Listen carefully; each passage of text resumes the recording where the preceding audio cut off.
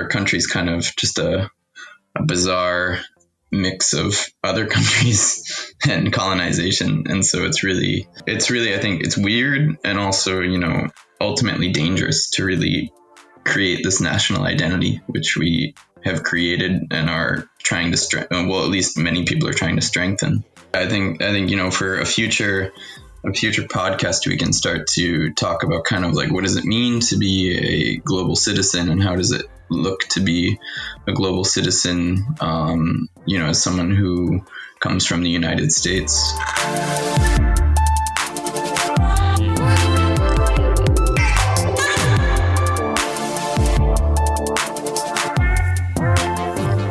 Everybody, and welcome back to the show once again. This is your host BoTik, and this is the Progressives Abroad podcast, recording live here from Oslo, Norway.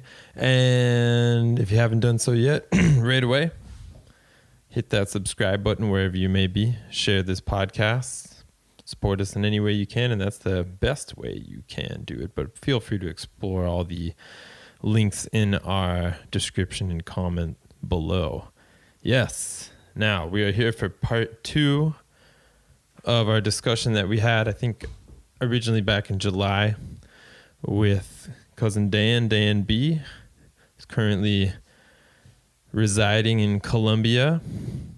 And in our previous podcast, we had quite a good discussion. But we're picking up where we left off, as you heard in the intro. Today we're going to talk a bit about global citizenship and get it also into talk a little bit more about national identity. But it's really this term of global citizenship that I'm pretty excited to talk about. And in this episode, I think we really just touch the tip of the iceberg. And after listening to this episode a few times, I really am going to want to focus more on this topic in the future, because global citizenship is, in many ways, why we started this podcast in the first place, to express what it is like to be a global citizen, what it's like to not just care about your own, but care about everyone.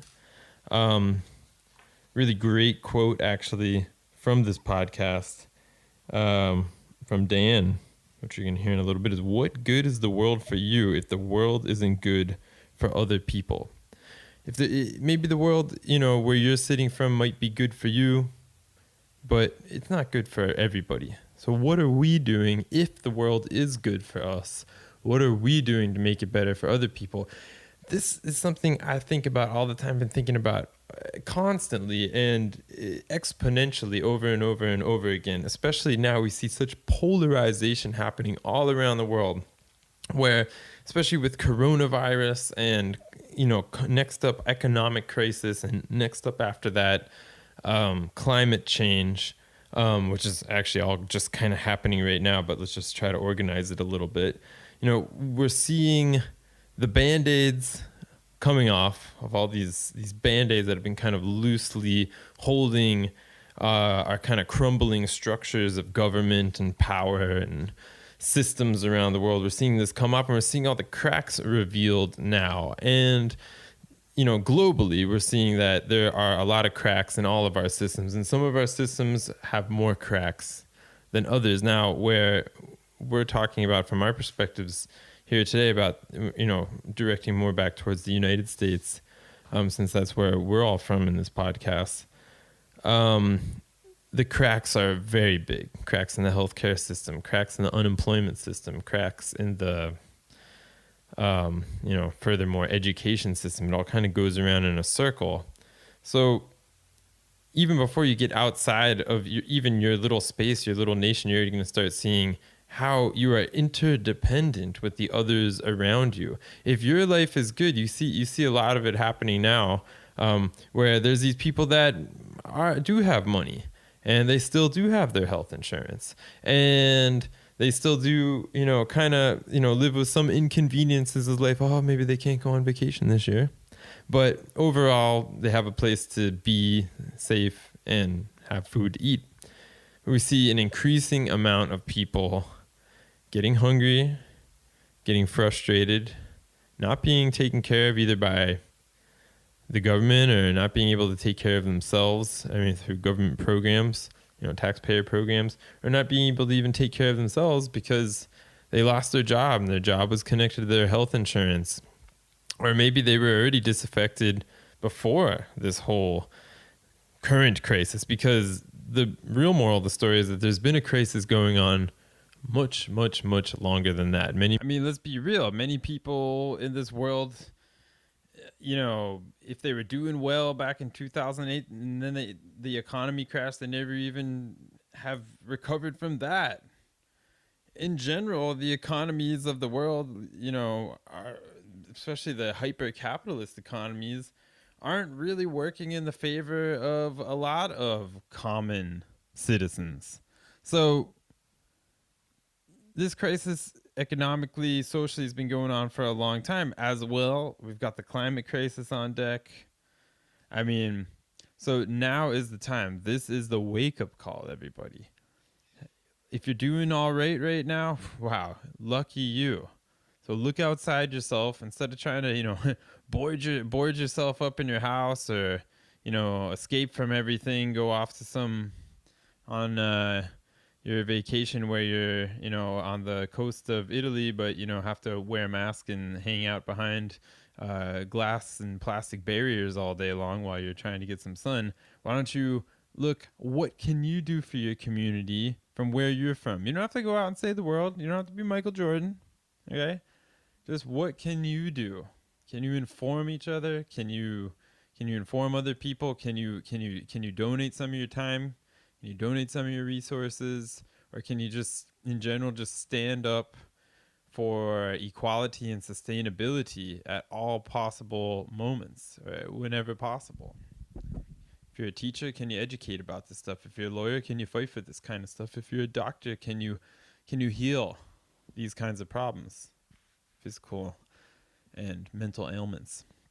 So ask yourself, what can I do to be kinder? What can I do to make a better place? Because a good quote from this interview that we're about to do is, what good is the world for me if it's not good for other people?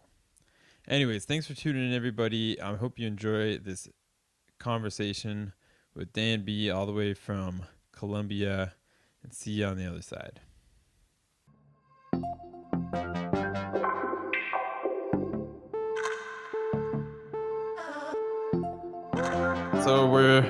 So everybody, we're back here again.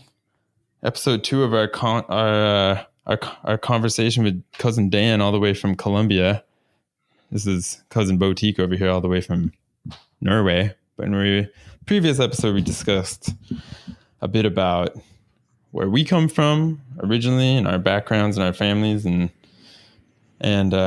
this idea of kind of what it means, just teasing into this idea of like what it means to be from the United States, how to talk about yourself, how to refer to yourself, in the global context, not just theoretically and metaphorically, but also practically. Like, how do people call themselves? There's a lot of people out there that call themselves Americans, and what does that really mean? Are you really an American? Well, you and all the other people from all the other countries in the Americas.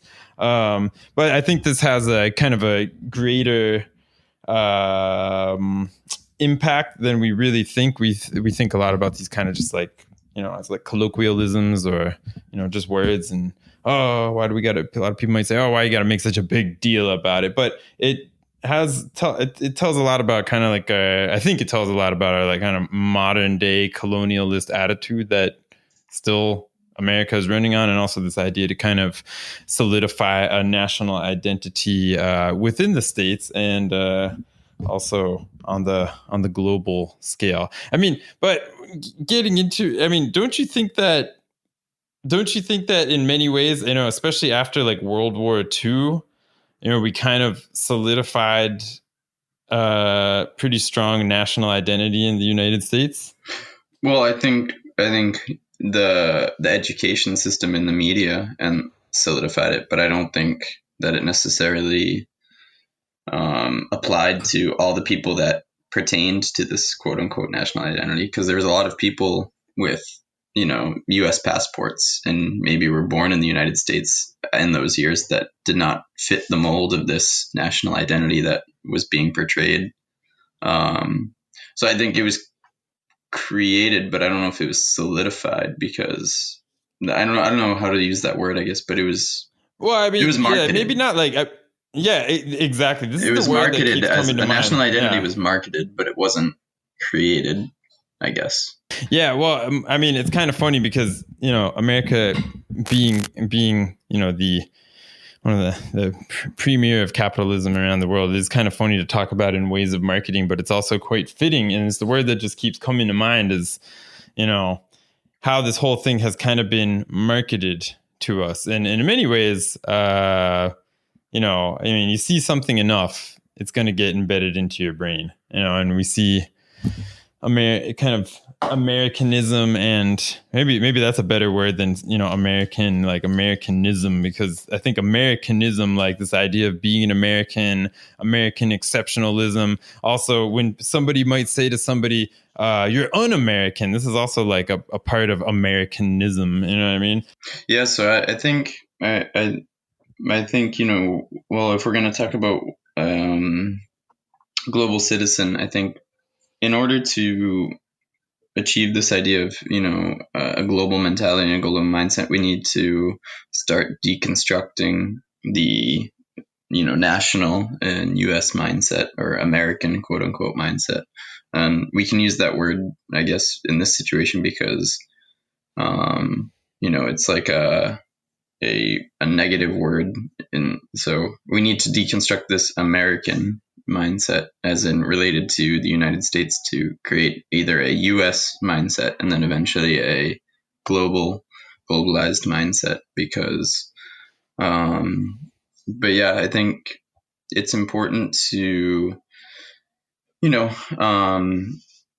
because a lot of the problems we're seeing played out today, which are problems that have always existed but are becoming amplified today for many reasons, political reasons, but also just access to information and media and Hollywood and whatnot.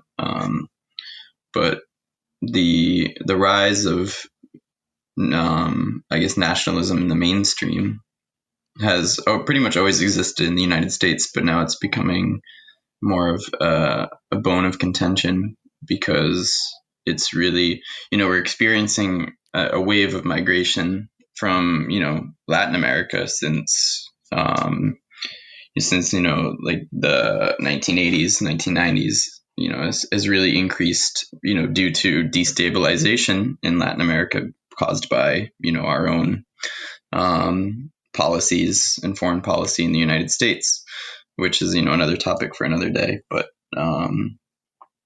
and so, but I think that I think the people in the United States have been taught that they are kind of global citizens, but in a negative way, because they don't learn the truth of what being a global citizen from the United States is. Like you said, with, I think in the last episode about the Iraq War or anything, like we've been taught like, oh, the United States is like a global force for good. I think that's the slogan of the Navy or the Army. Like when you see the commercials on TV, the propaganda on TV, it's like, oh, global force for good or something like this. Oh wow, I haven't seen. I think that's the slogan of the Navy or something on the commercials.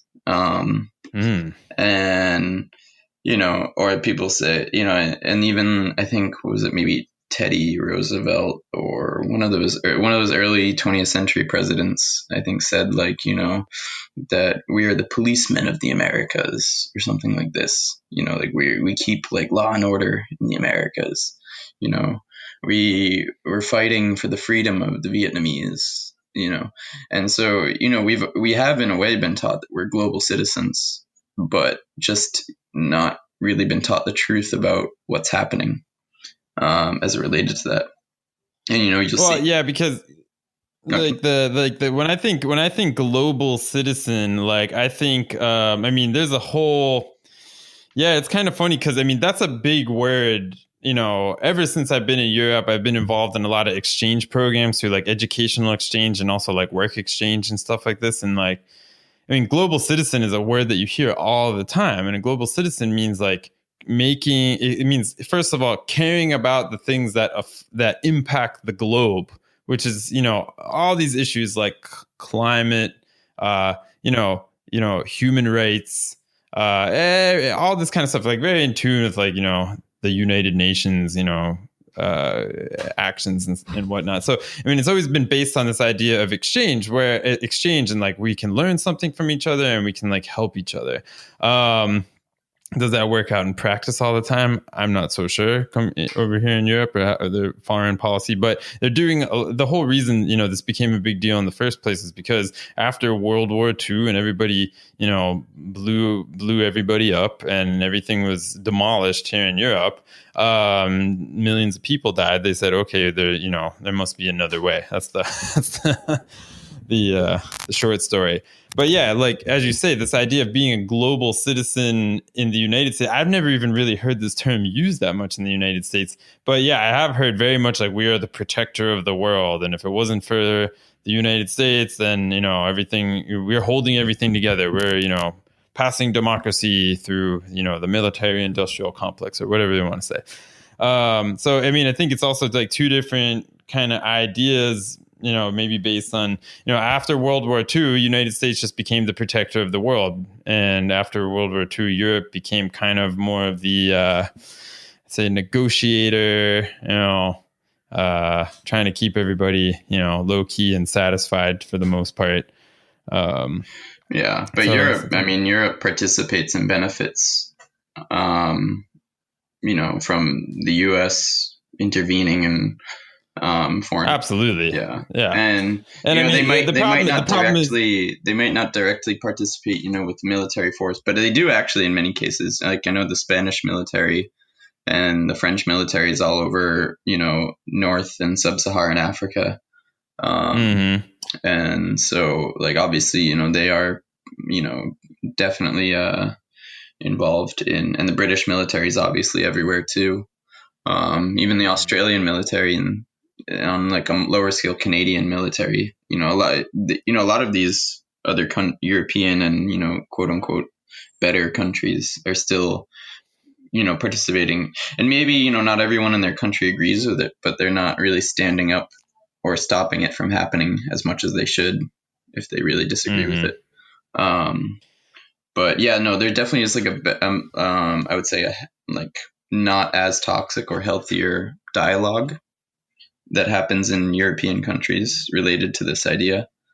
Yeah, I mean, there's also like a lot of different angles to like approach this idea of like global citizenry, because I mean, the thing is like when I'm talking about kind of like these, it's kind of the two general ideas. Of course, like foreign policy and like the way our governments are approaching each other is kind of a different story. But kind of just thinking more on like a base level, how maybe the average, person in school is coming across this idea. There, it's a yeah, I mean, we grew up in school in the United States learning that, like, United States is all over the world and we have like a strong military presence. And here people are learning a bit more about like how we can like go out and like help each other, how we can, do a nice exchange between Italy and like, Lebanon and, try to get some peacemaking going on. I mean, these initiatives are there. It's also a regional thing. And it's also like a geographical thing, Yeah. And there's no doubt in my mind that the European, I mean, we know that like European governments are, of course, working with the states and working globally, like, to benefit and through military and whatnot. But on the ground, there is like, I would say at least like a lot more resources dedicated from public funds to like create kind of like more peace projects and whatnot. Yeah. Yeah. Yeah. And so, I think what needs to happen, I guess, if we want to, or at least, well, not, obviously I'm not an expert, so I'm not the only person, but one of the things, from my opinion that, I've been trying to think about how, I can, approach this idea, and try to kind of think about solutions as well. I think it's really important for people like us who, have these experiences and these perspectives to, talk with other people in our communities, like our family and our friends who pertain to, these Western European descendants who live in the United States from the middle class, upper middle class. And, kind of start to socialize and dialogue these conversations with people, kind of, in a way, I guess, I don't want to say educate, because I think, that kind of gets into a, banking system of education where if I'm the teacher, I deposit information into the student, and I don't really necessarily agree with that, but more of like a dialogue. I want to facilitate dialogue, Yeah, like facilitate make space dialogue. for dialogue. And so, which I will admit personally, I haven't been very good at that, and I need to, and it's something I need to improve as a communicator of information.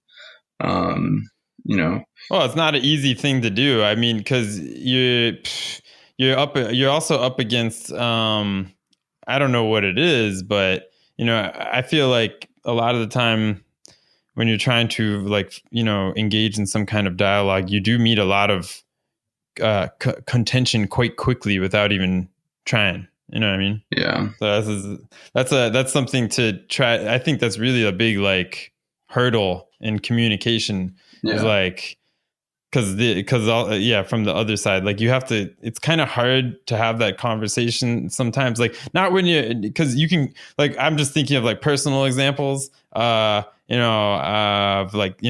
down and just talking about, for example, what's happening over here, and what's happening over here is kind of different than what's happening over there. And without trying to trash what's happening over there, but while still talking about the good things that are happening over here and how it's a positive impact on society, can already offend people, interestingly enough. So this is a very tough thing that I think probably a lot of people have encountered before. Yeah. Well, I think, specifically with friends and family, that, obviously we share family, so we know the same types of situations within the family unit. But, in the extended friend community and extended family community, we need to start thinking about what are some ways to approach, these dialogues. Because, I believe very much in the snowball effect of communicating information. Whereas, if, I think, for example, I think we see it now with some of our younger cousins who are starting to, understand some of these ideas pretty well. And I don't know how much that has to do with us or how much that has to do with, their friends or their school or their studies. But, at least within our family, I see these ideas starting to gain momentum, and these conversations are happening more. Whereas, before it was just you or just me or, talking about these things. But now I see, and so I do believe that, that snowballs, get some people in our family talking about it, and they're going to talk about it to other people in their family, are going to talk about it to their friends, and then their friends are going to talk to more people. And so, absolutely. Yeah. So I think, at least on a personal level, that's, not just something we should do, but it's our responsibility.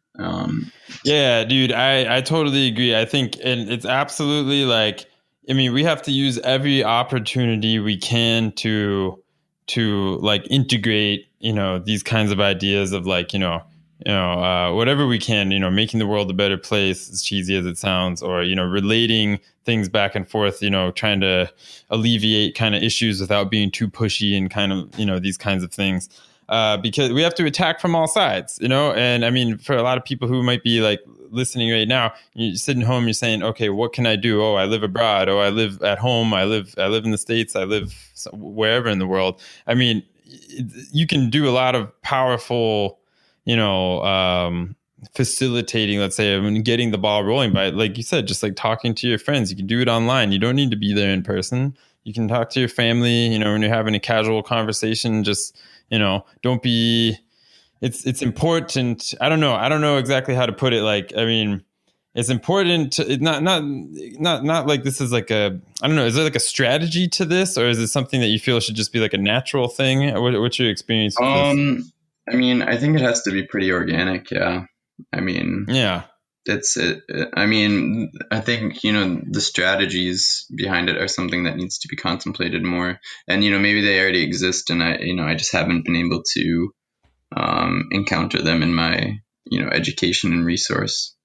Well, I think we've been seeing it like one good example. I think lately is, I mean, not lately, but like, okay, so I don't know about you, but like I try to be better and better at this all the time, like since a long time, maybe decades now, definitely many years of like, if you see something that you're uncomfortable with, for example, a very obvious thing is like, you have it's the good old stereotype, the good old crazy relative that's at your dinner, and they say something racist, or they say something weird about somebody from another country or another religion or whatever. We should probably be, everybody needs to be a bit more comfortable with the ability to like push back against these kinds of things, and not just like necessarily violent talk about racism or discrimination or anything like that, but also just like misconceptions. Like, don't be afraid to speak up, or just throw in your 2 cents when necessary. I mean, if somebody told you, this is an apple tree and it's actually a pear tree, like you'd say like, no, this is a pear tree. This is not an apple tree. And the same thing can go with like misconceptions. For example, I talk to a lot of people. The biggest thing I probably talk about with people back home would be about like healthcare systems. And you just hear so much like misconceptions about healthcare systems. So I'm like very happy to talk to people about, the 6 different healthcare systems I've lived in and how they're different than what we deal with back in the United States. And like, just happy to engage in conversation about that, So, I mean, it can't be as easy as just talking to people, Yeah.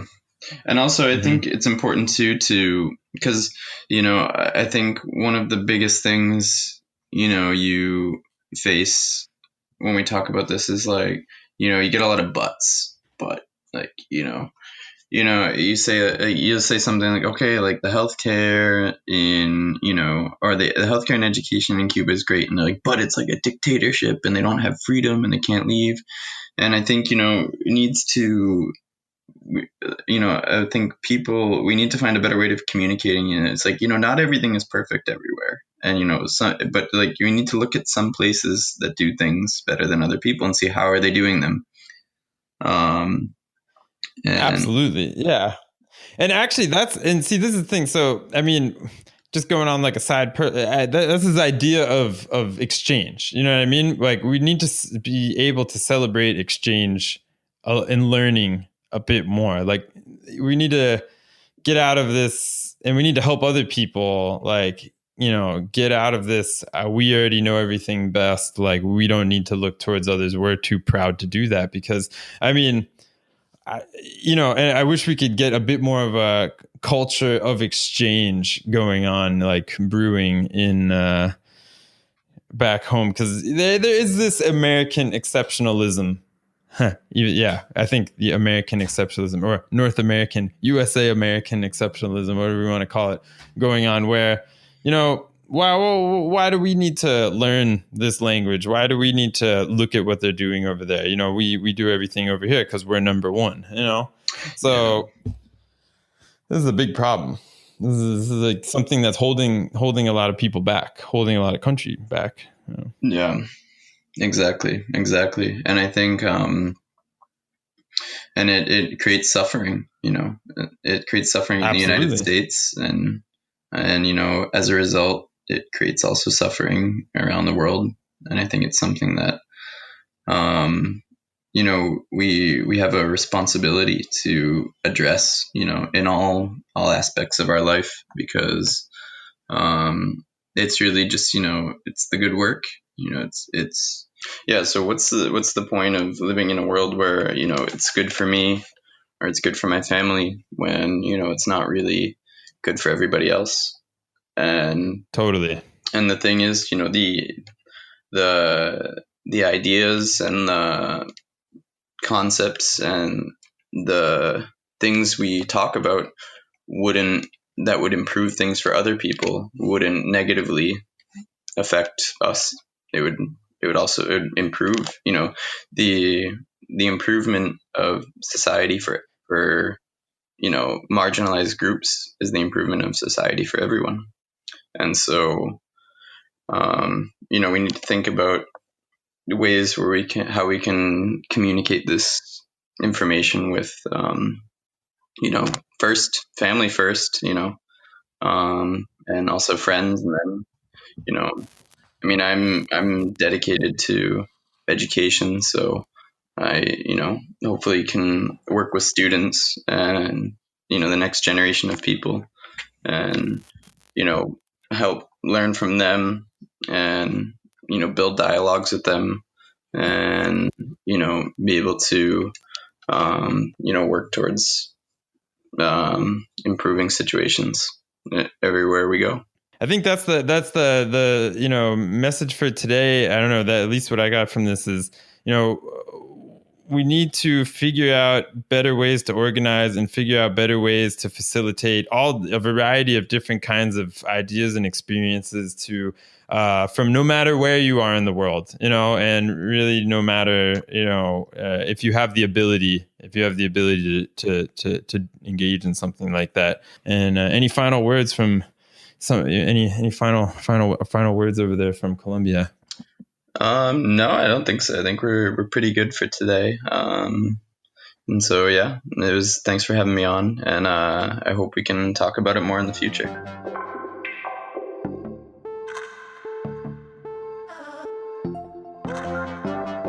All right, everybody, and thanks for sticking around for this conversation with me and Dan Bee.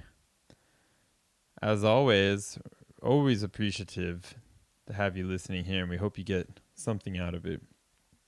And we will be approaching this concept of being a global citizen, or what it means to be a global citizen, global citizenry, from many different angles as we continue on with this podcast, as this is kind of one of the basic foundations of this podcast, is sharing perspectives of others from all around the world, reflecting on where we came from, how we got to where we are now, and where we're going, and how we can use this perspective as a way to make the world a better place from wherever we are. And that's the key, is how can you make the world a better place from where you are? I think it was the Dalai Lama who said, you can always be kinder. So how can you always be kinder? And what does kindness mean? We could really use a lot more kindness in the world, I think.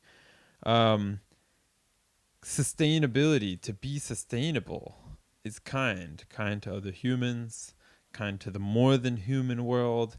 But with that kindness also comes a kind of selfishness, because we selfishly would like others to survive, because our survival depends on others, other humans, other non-humans, other more than aspects of the more than human world, like the water, the wind, all of these things. So what can you do? Ask yourself, what can you do? What can we do? We all need to ask ourselves this from where we are. We don't have to be Superman, we don't have to be Michael Jordan, but what can we do from starting a recycling program in the business that you work at, making sure everybody, sorts their trash, to, if you're doing really well right now, ask yourself, how can you donate your time, or, get involved in grassroots political efforts to create more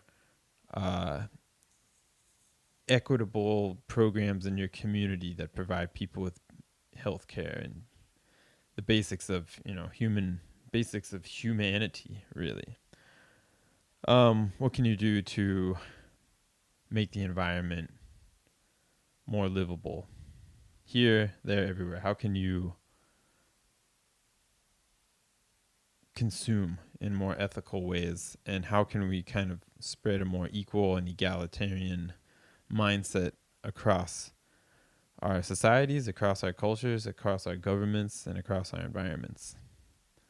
So get outside the box, get outside of your home space, your comfort zone, and, think about the people that are making your pants, the people that are making your shoes in some faraway land, because they're helping you out, and how can you help them out, and how can we also motivate our governments to work together? Anyways, I'm rambling now, so I'm going to leave you all for today. Thanks for tuning in. Don't forget to subscribe. Don't forget to send us your questions, your comments, and your critiques. We're always trying to make this show better. It's a long road, everybody, and we are learning along the way. Don't forget to give us a shout. Progressives Abroad, over and out.